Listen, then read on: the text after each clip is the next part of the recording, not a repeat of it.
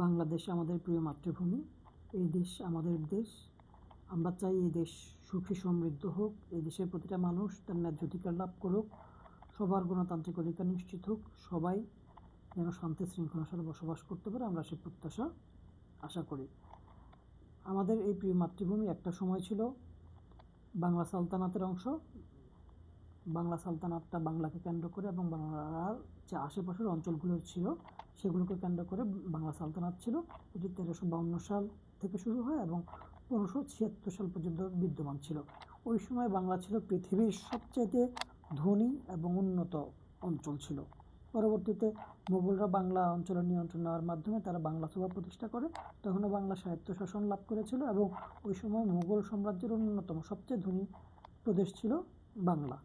কিন্তু পরবর্তীতে ব্রিটিশরা বাংলা দখল করার মাধ্যমে তারা বাংলার উপরে দুর্ভিক্ষ এবং লুটপাট, গণহত্যা যে পরিমাণ চাপিয়ে দিয়েছিল, বাংলার ধাপে ধাপে পিছিয়ে যায় এবং পৃথিবীর অন্যতম অনুন্নত সবচেয়ে দরিদ্র অঞ্চলে পরিণত হয়। এখন এই অবস্থা থেকে উন্নতির জন্য আমরা বাংলাদেশ পার্টির পক্ষ থেকে বেশ কিছু প্রস্তাব পেশ করছি। এই প্রস্তাবগুলোকে আমরা বাস্তবায়ন করার মাধ্যমে একটা বিপ্লব করে একটা সরকার গঠন করব। সরকার গঠন করতে পারলে আমাদের যে ইশতেহারগুলো আছে সেগুলো বাস্তবায়ন করে মানুষের জন্য আমরা কাজ করব। তো আমাদের ইশতেহারগুলো দ্বিতীয় পর্বে দ্বিতীয় অংশটুকু আমরা এখন আলোচনা করব। দ্বিতীয় অঞ্চল আমরা গত পর্বে আলোচনা করেছিলাম যে সারা দেশে আমরা ন্যূনতম অন্তত আরও 10টি সরকারিভাবে মেডিকেল কলেজ স্থাপন করব। 10টি মেডিকেল স্থাপন করার উদ্দেশ্য হচ্ছে এটি যে মানুষকে আরও অনেক বেশি ডাক্তারি সেবা দেওয়া, চিকিৎসা সেবা দেওয়া, আরও অনেক বেশি দক্ষ ডাক্তার তৈরি করা এবং অনেক দক্ষ নার্স তৈরি করা, যারা মানুষকে সেবা দিবে, যারা নিজেরা আর্থিকভাবে সচ্ছল হবে এবং তারা দেশ বিদেশে বাংলাদেশের নাম উজ্জ্বল করবে। এই জন্য আমরা এই খাতে আরও অনেক বেশি বিনিয়োগ করবো, এই খাতে আমরা আরও অনেক বেশি সচেষ্ট হব।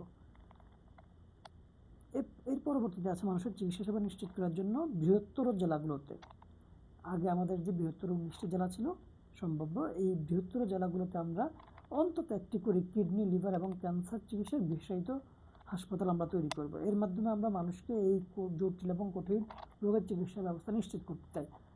এই মুহূর্তে কিডনি, লিভার কিংবা ক্যান্সারের চিকিৎসার জন্য মানুষকে দেশের বাইরে যেতে হয়। যারা আর্থিকভাবে তুলনামূলকভাবে দুর্বল, অসচ্ছল, তারা পর্যাপ্ত পরিমাণ চিকিৎসা পায় না। এই জিনিসটা দূর করার জন্য প্রতিটা বৃহত্তর জেলাতে আমরা অন্তত একটা করে এরকম বিশেষায়িত হাসপাতাল তৈরি করব। এগুলো শৃঙ্খলা রক্ষার স্বার্থে প্রয়োজনে আমরা সামরিক বাহিনীর একটা চিকিৎসা ইউনিট চালু করব, যারা এই সমস্ত হসপিটালের শৃঙ্খলা ব্যবস্থা দেখাশোনা করবে।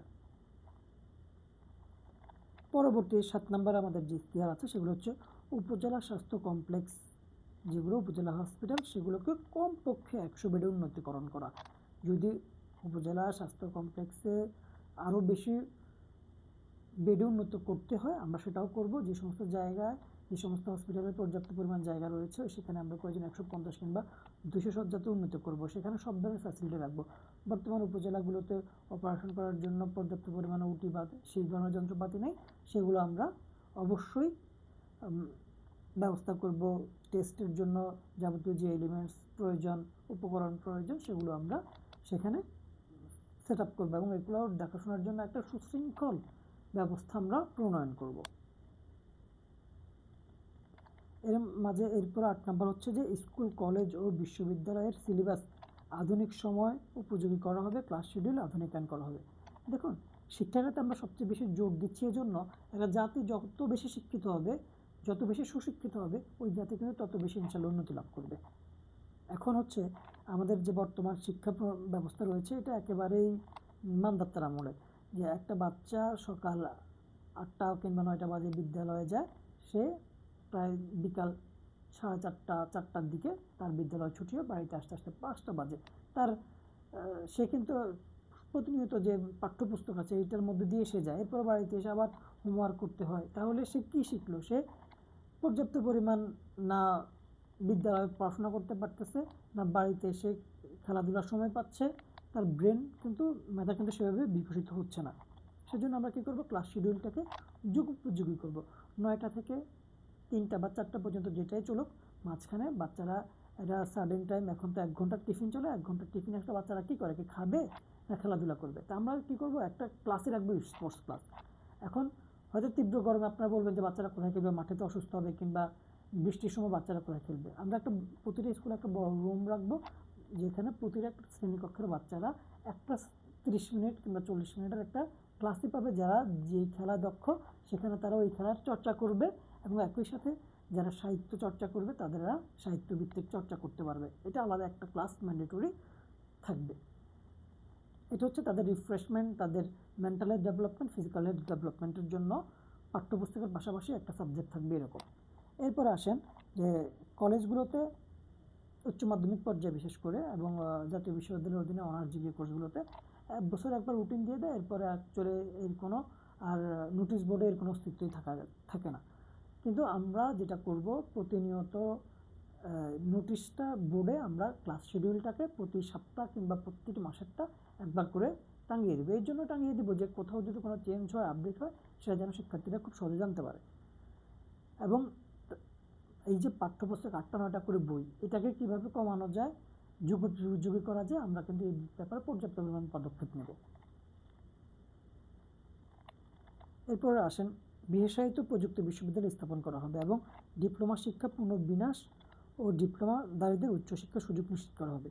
বাংলাদেশে যারা ডিপ্লোমা শিক্ষায় শিক্ষিত হয়, 4 বছরের কোর্স করে, পরবর্তীতে কিন্তু তাদের জন্য বিএসসি করার সুযোগ সুবিধা কিন্তু খুবই কম। 2-1টা বিশ্ববিদ্যালয় আছে আর প্রাইভেট বিশ্ববিদ্যালয়গুলো আছে। ফলে এই ডিপ্লোমা শিক্ষার্থীরা কিন্তু পরবর্তীতে উচ্চশিক্ষা লাভের ক্ষেত্রে বৈষম্যের শিকার হয়। যারা অসচ্ছল ফ্যামিলি, ওই সমস্ত পরিবারের শিক্ষার্থীরা অনেক বেশি কষ্ট করতে হয়। ফলে আমরা যেটা করব যে ডিপ্লোমা থেকে যারা পাস করবে এমন কিছু বিশ্ববিদ্যালয় আমরা স্থাপন করব, সেখানে তো শিফট ভিত্তিক এবং সেমিস্টার ভিত্তিক শিক্ষা ব্যবস্থা আমরা চালু করব। তো ওখানে নির্দিষ্ট একটা সেমিস্টার থাকবে যেখানে ডিপ্লোমাধারীদেরকে প্রযুক্তি বিশ্ববিদ্যালয়গুলোর বিভিন্ন কারিগরি বিষয়গুলো তারা যেটাতে ডিপ্লোমা করেছে ওই সমস্ত সাবজেক্টগুলোতে তারা বিষয়গুলোতে তারা সুযোগ পাবে। এর মাধ্যমে তাদের জন্য আমরা পর্যাপ্ত পরিমাণ উচ্চশিক্ষা নিশ্চিত করব বিএসসিতে। এর পরবর্তীতে আছে প্রযুক্তি বিশ্ববিদ্যালয়গুলো বিভিন্ন খাতের বিভিন্ন বিষয়, যেমন হয়তো জাহাজ প্রকৌশল হতে পারে, এভিয়েশন প্রকৌশল হতে পারে, এভাবে বিভিন্ন, যারা ফিজিক্সের তারা ফিজিক্সের, পরমাণুর উপরে, এভাবে কিন্তু বিভিন্ন বিষয়ের উপরে আমরা দক্ষ জনবল গড়ার লক্ষ্যে আমরা কিন্তু বিশেষায়িত প্রযুক্তি বিশ্ববিদ্যালয় স্থাপন করব। তো আজকের মতো দ্বিতীয় পর্ব আমরা এখানে শেষ করছি। পরবর্তীতে আমরা তৃতীয় পর্বে বাকি ইশতেহারগুলো নিয়ে আমরা ধাপে ধাপে আলোচনা করে যাব। আসসালামু আলাইকুম।